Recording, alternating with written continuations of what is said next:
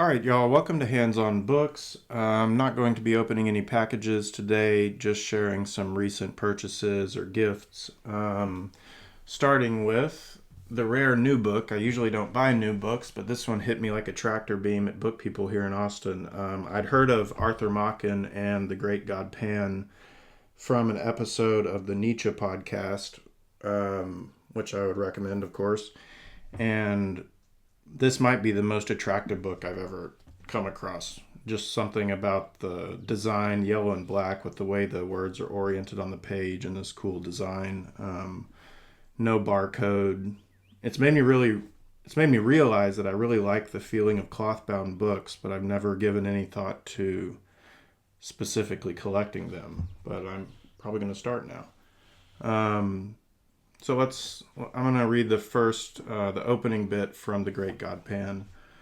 Machen influenced Lovecraft. I haven't read a lot of Lovecraft, but I definitely notice the similarities in the sense that a lot of the time whatever's meant to be scary or horrific or whatever is sort of kept off screen and left up to your imagination to fill in the blanks. And I think that's a really effective way to tell a story, obviously.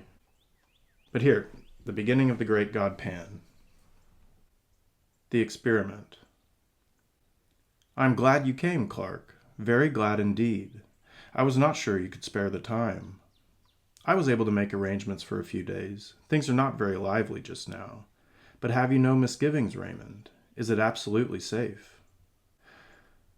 The two men were slowly pacing the terrace in front of Dr. Raymond's house.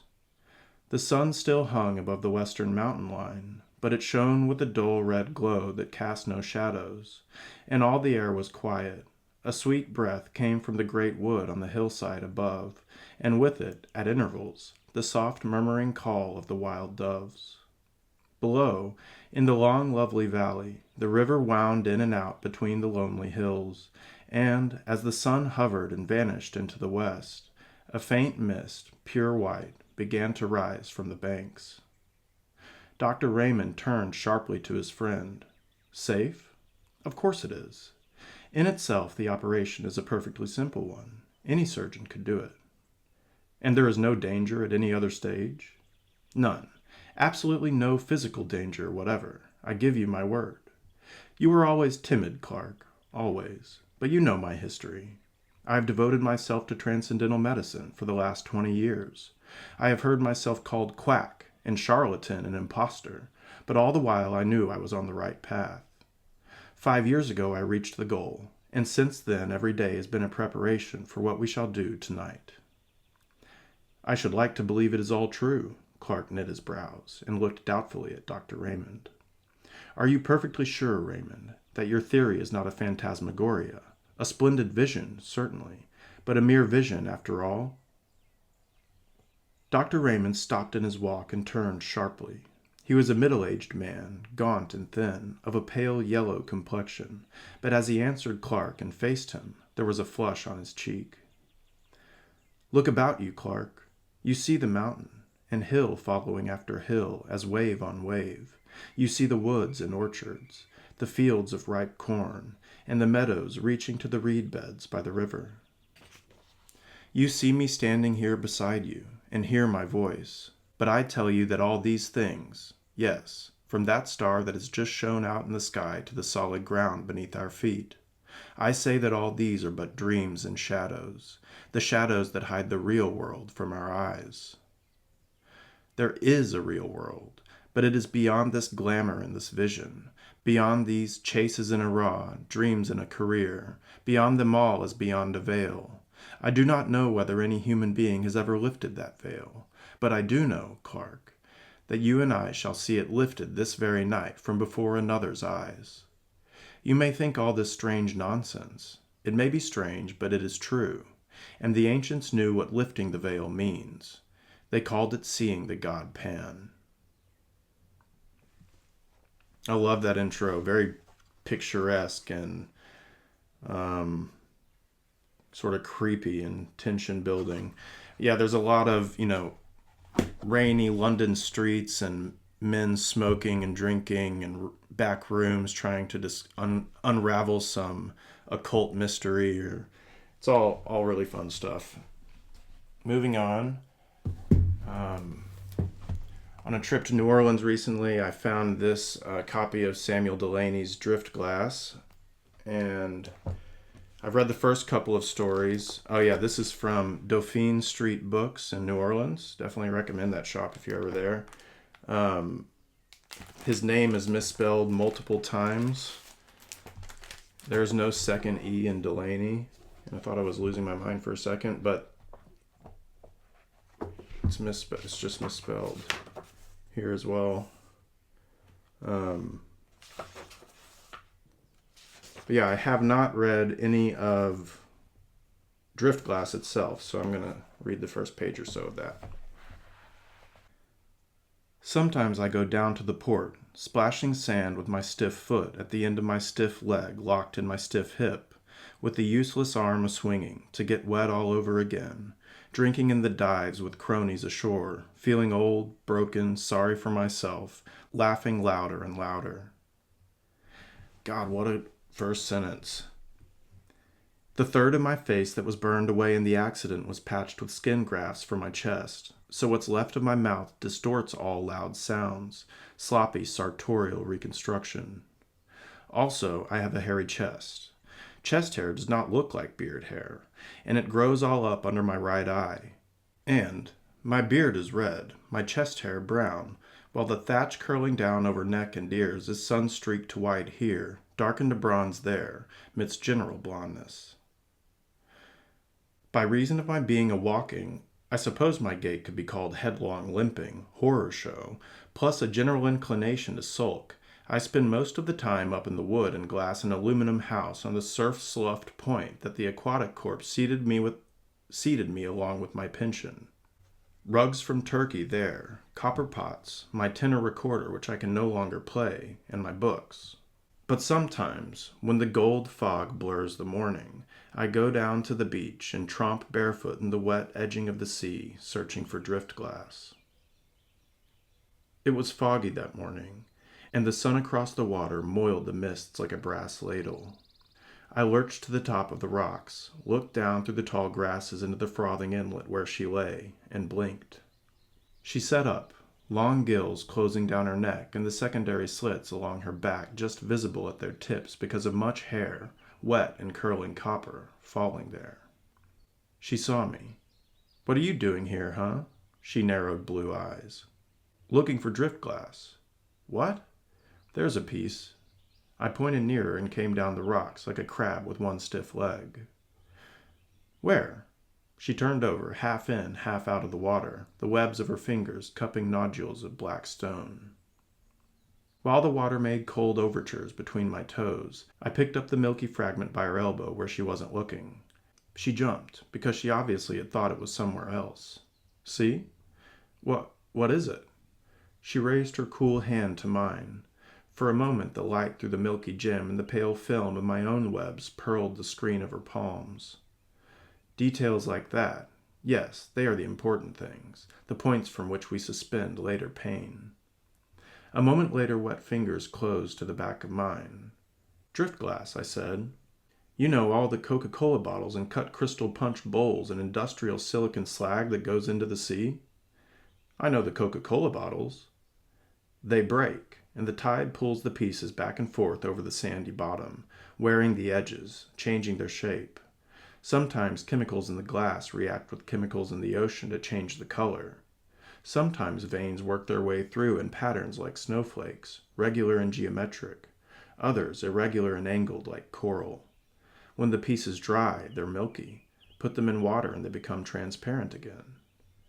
"Oh," she breathed, as the beauty of the blunted triangular fragment in my palm assailed her like perfume. Then she looked at my face, blinking the third, aqueous-filled lid that we use as a correction lens for underwater vision. She watched the ruin calmly. Then her hand went to my foot where the webs had been torn back in the accident. She began to take in who I was. I looked for horror, but saw only a little sadness. Always amazing stuff from Delany. And next, while I was in Portugal, I got this book by José Saramago, The Elephant's Journey. In the end, we always arrive at the place where we are expected. The Book of Itineraries. Strange though it may seem to anyone unaware of the importance of the marital bed in the efficient workings of public administration, regardless of whether that bed has been blessed by church or state or no one at all, the first step of an elephant's extraordinary journey to Austria, which we propose to describe hereafter, took place in the royal apartments of the Portuguese court, more or less at bedtime. And it is no mere accident that we chose to use the vague expression more or less, for this enables us, with admirable elegance, to avoid having to go into details of a physical and physiological nature, often sordid and almost always ridiculous, and which, set down on paper, would offend the strict Catholicism of Don João III, King of Portugal and of the Algarves, and of Dona Catarina of Austria, his wife and the future grandmother of the same Dom Sebastião, who will go off to lead the attack on Alcácer Quibir and die there during the first assault, or perhaps the second, although there are also those who say he died of an illness on the eve of battle. This is what the king, with furrowed brow, said to the queen. "I'm worried about something, my lady." "About what, my lord?" "The gift we gave to our cousin Maximilian at the time of his marriage 4 years ago always seemed to me unworthy of his lineage and his merits. And now that we have him so close to home, so to speak, in his role as regent of Spain in the city of Valladolid, I would like to offer him something more valuable, more striking. What do you think, my lady?" "A monstrance would be a good idea, my lord. A monstrance, I find, is always most welcome, perhaps because it has the virtue of combining material value and spiritual significance. Our Holy Church would not appreciate such liberality. It doubtless still retains in its infallible memory cousin Maximilian's confessed sympathies for the reforms of the Lutheran Protestants, or were they Calvinists? I was never quite sure." "Vade retro, Satana," exclaimed the queen, crossing herself. "Such a thought had never even occurred to me. Now I'll have to go to confession first thing in the morning." "Why tomorrow in particular, my lady, given that it is your custom to go to confession every day?" asked the king. "Because of the vile idea that the enemy placed on my vocal cords. I can feel my throat burning as if it had been scorched by a breath from hell itself." Accustomed to the queen's censorary excesses, the king shrugged and returned to the difficult task of finding a present that might satisfy Archduke Maximilian of Austria. The queen was murmuring a prayer, and had just begun another, when, suddenly, she stopped and almost shouted out, "There's always Solomon." "What?" asked the king, perplexed by this untimely invocation of the king of Judah. "Yes, my lord, Solomon the elephant." "And what has the elephant got to do with anything?" asked the king, somewhat waspishly. "He could be the gift, my lord," answered the queen, standing up, euphoric and very excited. "He's not exactly an appropriate wedding present." "That doesn't matter." The king nodded slowly 3 times, paused, and then nodded another 3 times, after which he said, "Yes, it's an interesting idea." "It's more than interesting. It's a very good idea, an excellent idea," retorted the queen, unable to suppress a gesture of impatience, almost of insubordination. "The creature came from India more than 2 years ago, and since then he's done nothing but eat and sleep, with his water trough always full and a constant supply of food. It's as if he were a kept beast, but one who will never earn his keep. That's hardly the poor creature's fault. There's no suitable work for him here, unless we were to send him to the docks on the river Tagus to transport planks. But the poor thing would only suffer, because his professional specialty is transporting felled trees, so much better suited to the curve of his trunk. Send him off to Vienna, then. But how?" asked the king. "That's not our affair. Once cousin Maximilian is the owner, it will be a matter for him to resolve. He is, I assume, still in Valladolid." "As far as I know, yes. Obviously, Solomon would have to travel to Valladolid on foot. He has the legs for it, after all, and then on to Vienna as well. He'll have no alternative." "It's a long way," said the queen. "A very long way," agreed the king, gravely, and added, I'll write to Cousin Maximilian tomorrow, and if he accepts, we'll have to agree dates and ascertain certain facts. For example, when he intends to leave for Vienna, and how many days it would take for Solomon to travel from Lisbon to Valladolid. After that, it's up to him. We wash our hands of the affair. Yes, we wash our hands, said the Queen. But deep inside, which is where the contradictions of the self do battle, she felt a sudden sadness at the thought of sending Solomon off to such distant lands and into the care of strangers. I like this. I just think the way that it's presented without any punctuation, all in like huge blocks of text with no dialogue breaks. It's kind of obnoxious and hard to read, but finally, I got this amazing gift from one of my friends. This is Oryx and Crake by Margaret Atwood. I haven't read this since college, so it's been over 15 years. And this is a first edition autographed copy. One of my favorite books ever, so great addition to the library. And I'll go ahead and read the jacket summary. As the story opens, the narrator, who calls himself Snowman, is sleeping in a tree, wearing a dirty old bed sheet, mourning the loss of his beautiful and beloved Oryx and his best friend Crake, and slowly starving to death. In a world in which science-based corporations have recently taken mankind on an uncontrolled genetic engineering ride, he now searches for supplies in a wasteland. Insects proliferate and pigoons and wolvogs ravage the pleeblands, where ordinary people once lived, and the compounds that sheltered the extraordinary. As he tries to piece together what has taken place, the narrative shifts to decades earlier. How did everything fall apart so quickly? Why is Snowman left with nothing but his bizarre memories, alone except for the more than perfect, green-eyed children of Crake, who think of him as a kind of monster? He explores the answers to these questions in the double journey he takes, into his own past and back to Crake's high-tech bubble dome, where the Paradise Project unfolded and the world came to grief. With breathtaking command of her shocking material and with her customary sharp wit and dark humor, Atwood projects us into an outlandish yet wholly believable realm populated by characters who will continue to inhabit your dreams long after the last chapter. This is Margaret Atwood at the absolute peak of her powers. I'm excited to read this again.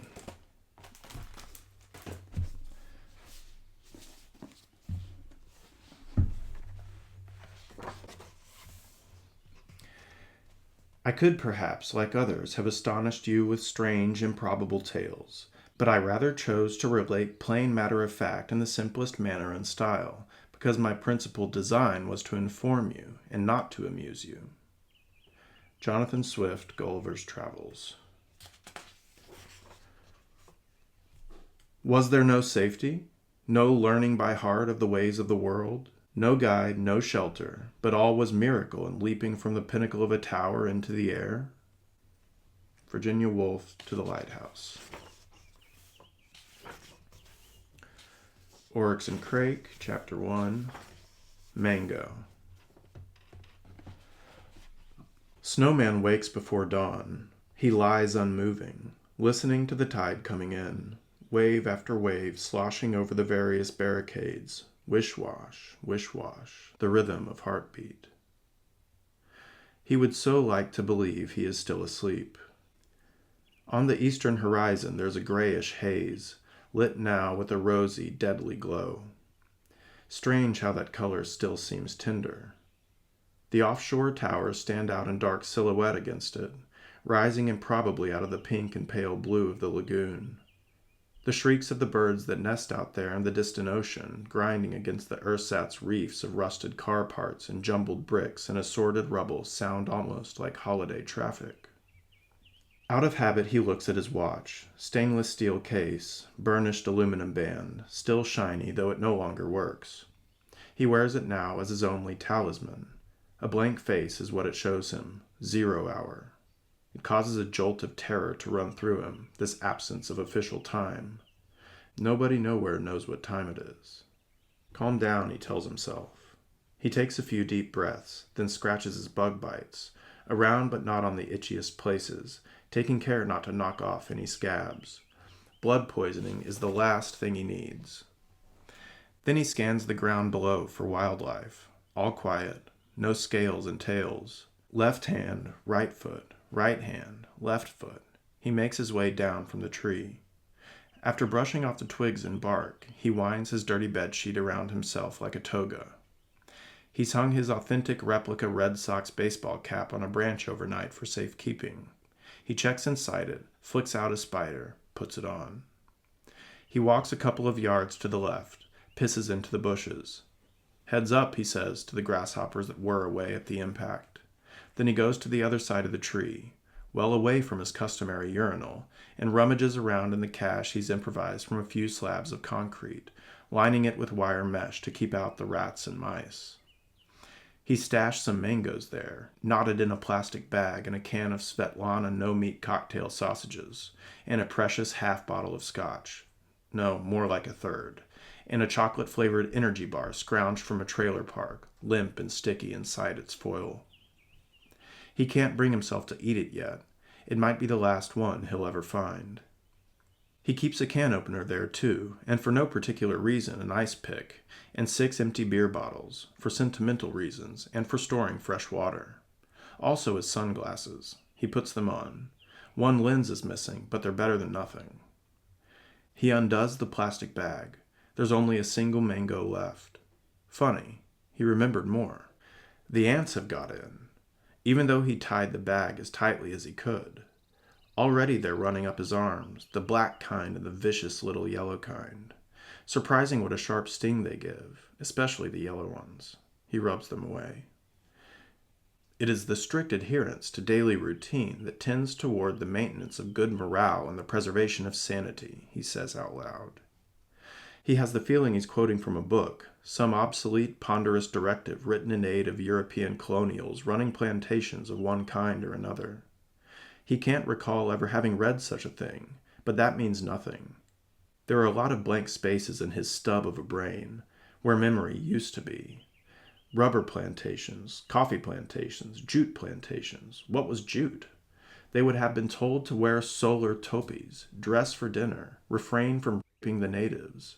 It wouldn't have said refrain from fraternizing with the female inhabitants, or put some other way. He bets they didn't refrain, though, 9 times out of 10. In view of the mitigating, he says, he finds himself standing with his mouth open, trying to remember the rest of the sentence. He sits down on the ground and begins to eat the mango. Oh, I just want to keep reading this book. But I'll do that on my own time. Definitely recommend Oryx and Crake if you read. Alright, that's going to do it for this episode. Thanks for checking out the show. If this is something you liked, feel free to like and subscribe and share and all that good stuff. Stay tuned for the next episode. It's going to be a special one where I present all of the books that I got, the rest of the books that I got in Portugal, specifically from Livraria Lelo in Porto. So, until then, happy reading.